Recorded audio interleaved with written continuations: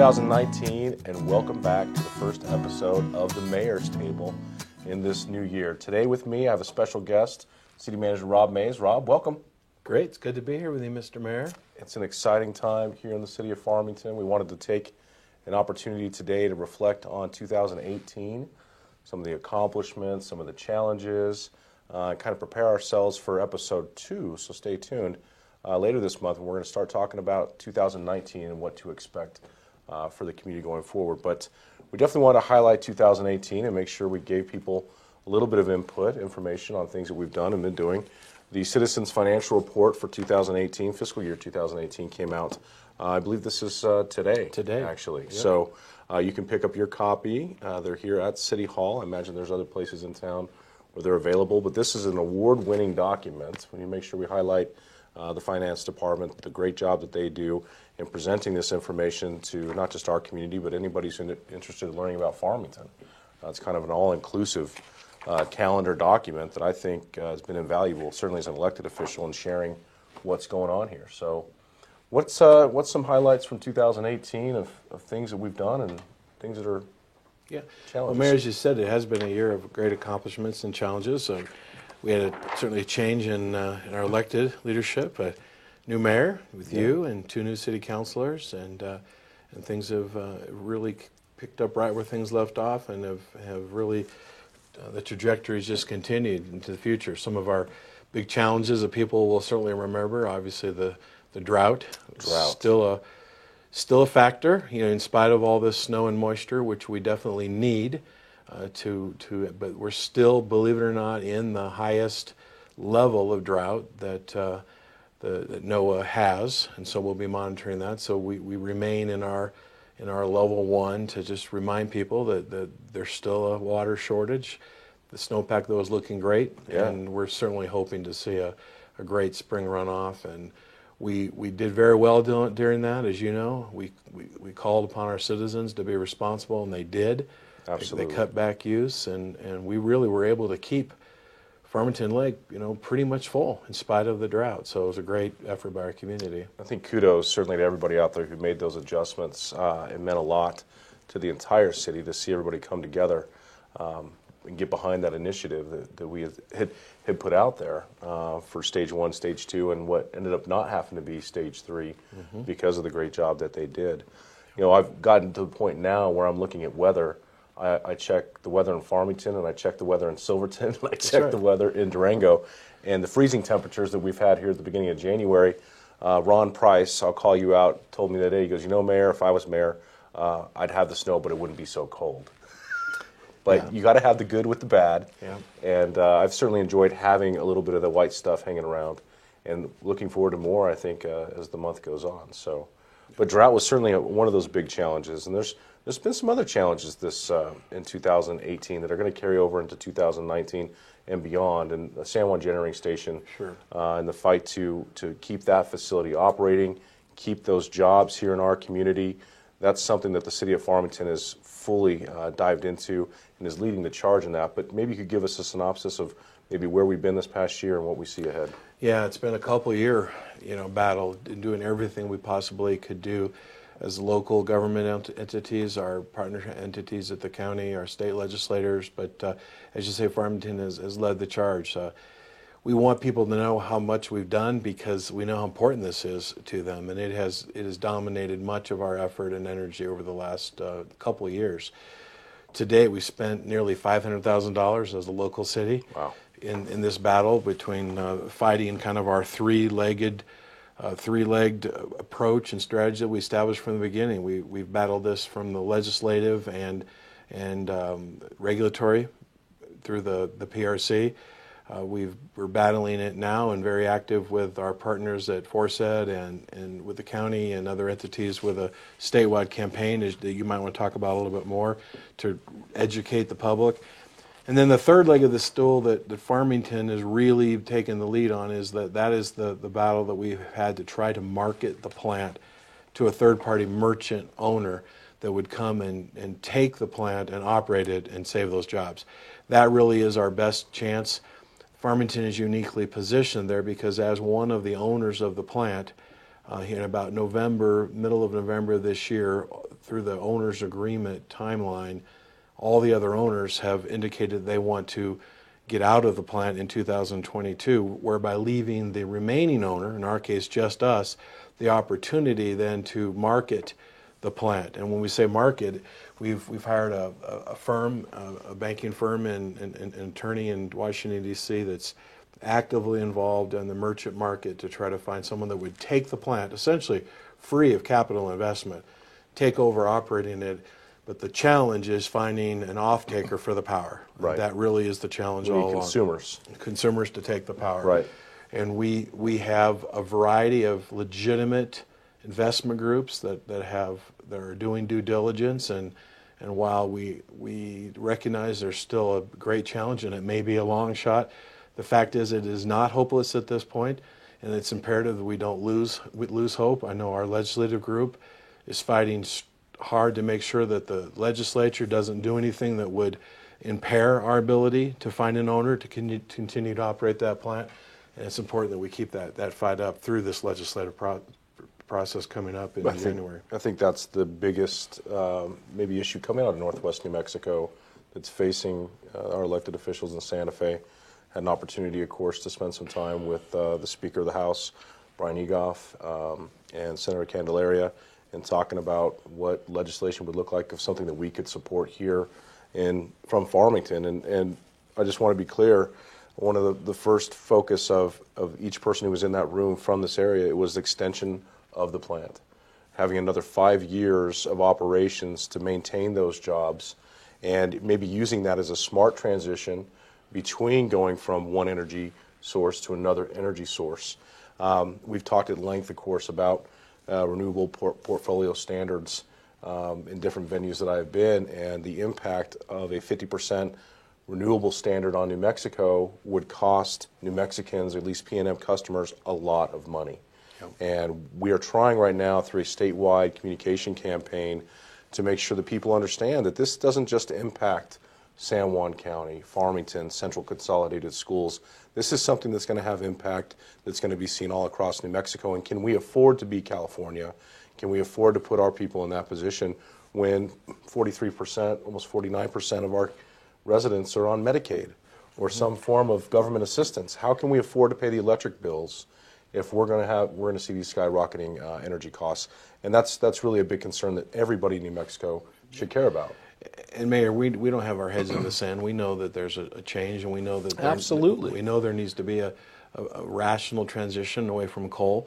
But the focus of that statewide campaign is to say slow down, right? And ask our state governor and legislature to do a true economic analysis of the true impact statewide, and to help citizens understand this is going to affect them. And if we follow in the path of California, as you said, which is what's being proposed by PNM and some of our legislatures, that path has led to skyrocketing electricity costs because they move too quickly towards renewable. So we're saying slow down and let's have a responsible transition.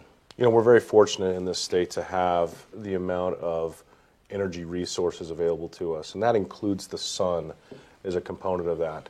Let's be responsible in how we use this, how we develop industries that use it, so that we can grow economically. I mean, that's something that certainly every person in the state can buy into because we have that ability.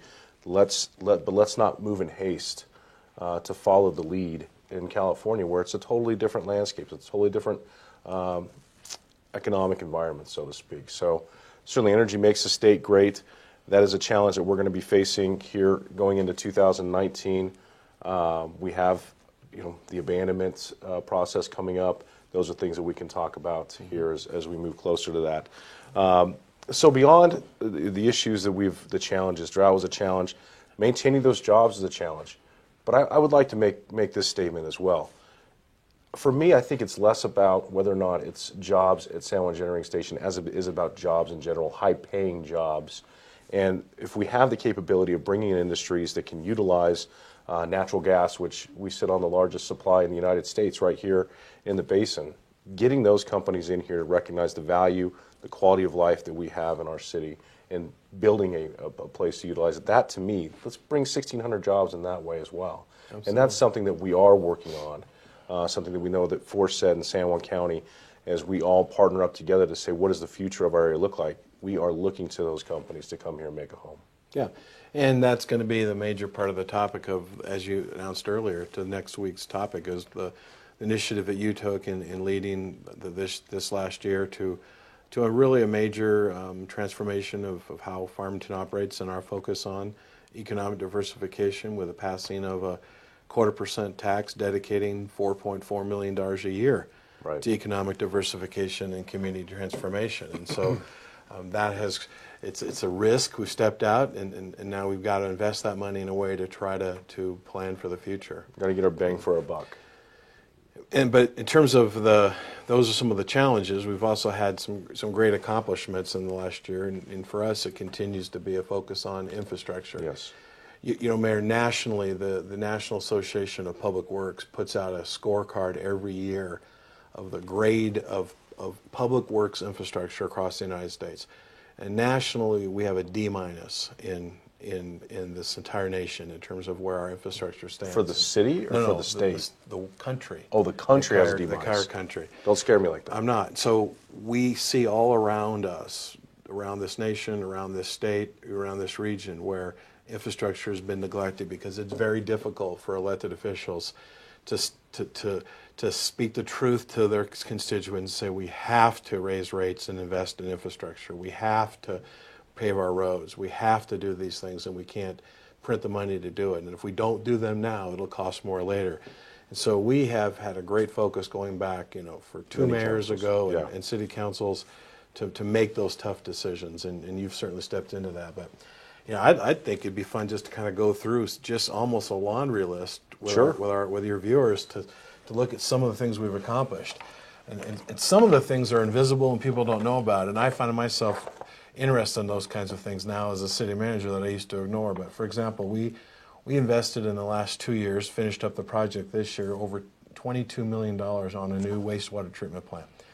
Amazing facility. Yeah, no one's going to know that happened. We take for granted when we flush the toilet that it goes out, it's dealt with, and it goes into that river in a safe way that our citizens aren't being fined by the EPA. Sure. And through this new process, the new technology that's been implemented there, the water that comes out of the river that we use, when we put it back in, it's actually cleaner than when we take it out, which just speaks volumes to that type of investment. We replaced 19 major sewer lines this year, 9 water lines. We refinished over 15% of all the streets in Farmington last year. Now, first people might go, yeah, we know, we saw the orange cones, but think about the consequence to not doing that. Right. It's imperative that we maintain our infrastructure. You said it a minute ago, one of our jobs is to create the environment, whether it's the placemaking and the sense of place and the things for quality of life, but it's also the infrastructure needed for the private sector to fail, to succeed and not fail. And over time, we're going to find more and more a competitive advantage that we have here with low electricity rates, low water rates, and great infrastructure that any company could come here, and we have the infrastructure to serve them. We mentioned some of the big projects. Obviously, the Downtown Complete Streets is on its way. It's going to be a big focus of the next year. Should be a lot of private investment that we see come into that area. We already are. When we see that, we've already heard about property owners and people that are looking at different things to do and businesses moving into town. Construction is going to begin in earnest. Late spring, early summer on that project, and we're going to do our very best to manage that in a way to have the least negative impact on our business owners as possible. But when it's done, it's going to be a complete transformation of downtown. A good opportunity to remind people that the HQ, located at 119 West Main Street, is a great place for people to go for more information about the Downtown Complete Streets project and what all is going to be included in that, because we're replacing sewer, and we're replacing electric, and we're upgrading a lot of things, not just making a new roadway. That's right. Water line work has already begun. That's going to intensify over the next month or so. We're going to start to see electric infrastructure being done. Those will be the first things that will be happening, and then we'll be digging into the project. Well, obviously, we have recently had the ribbon cutting of the Civic Center project that began a couple of years ago when the council passed the Civic Center or Convention Center fee, $2.50 per room night that's funded that $12 million rehab of our Civic Center, and it's amazing. And hopefully your viewers have been there to see it. And well, we had the Chevelle Shepherd event, another highlight of 2018 was the success of our young Scorpion Chevelle Shepherd on The Voice. And can't say enough about that. Yeah, that was a fantastic opportunity to actually bring people into the new Civic Center and show them its capabilities, recognizing now we have a free concert coming up for Chevelle here at the end of the month, too, that we need to make sure our viewers know about. So, Bisti Bay at Brookside Park, another big project that people are looking at right now out there. Yes, it's going to be big enough. I know there's been a lot of questions about, is it going to be big enough? Well, it's going to be $8 million big. Is how big as it's going to be. It's going to be as big as we can make it, that's for sure. And it's going to be really great. And a couple weeks ago, you led an initiative with the council to add an additional $100,000 of funding to make the water feature itself, the centerpiece of the playground, bigger and better. We've got the 2 giant slides, the lazy river, the lap pool. It's going to be a great attraction and a great quality of life factor for our citizens. It's important for people to understand that at a time that we go out to bid projects, any amount of time that passes from the point that it's the plan and bid and before it comes to construction, prices change. The world changes. Tariffs happen. And so because of that, in my experience anyway, over the last 5 years now, is that I can anticipate there being a 10, 20% increase, even on road paving. Those things change over time. So councils have to make a determination of, are we willing to put the additional money in there to create the venue or build the road the way that we know that our community wants it? And that's a tough decision to make. And I think in that additional amount of money that we put into Bisti Bay, it's going to pay off for this community. Yeah, and those are dealt with inflationary and market factors. Sure. But the other thing to keep in mind is during all of our these things they start as just guesses, and then they move into, you have architects and engineers estimating, but you don't know the price of a project until you put it out to bid, right? And the market bids it. And so sometimes that's thought of as being over budget. No, there never was a budget. There was just a plan with an estimate until we got the bid prices. And it is true. The bids came back in this project about $2 million higher than our architect had guessed that they would be. And so right from the start, this project cost more than was anticipated. But there was never a budget established until the council set the budget and we awarded the contract, and we're not over that budget. What we did a couple weeks ago is came back to the council with some options to consider some upgrades that had previously been determined that we couldn't afford to do, but we wanted the council to take a second look at those because we really felt that the public would be disappointed if we didn't have those. Lesser projects, I mean, there's so many to mention that we can't, but Lake Farmington Campground was completed this year. We did a lot of work on ball fields this year, added lights to the soccer fields at Owen College. We did a facelift here to City Hall that's almost completed if people have driven by. We took a very, very old, antiquated, almost embarrassing City Hall for our community and for comparatively little money, about $700,000, did a complete facelift of the outside of it, and it just looks, modernized it, cleaned it, and it was a way to get a lot more out of this building without spending a lot of money. Well, I know we're coming up on some time here. I know that there's a lot of things out there that you all have questions about, concerns you may have, or ideas, and we certainly want to make sure your elected officials, we are available, accessible. Please reach out to us through our emails, through our office phone numbers here at City Hall. We want 2019 to be even better than 2018. In the next episode, we're going to talk more about what 2019 looks like. We want to definitely give you the highlights and the overview of this past year. So, Rob, anything else you want to add here at the end? No, I look forward to our next episode. All right. Well, Happy New Year again to everybody out there. We'll see you next time right here on the Mayor's Table.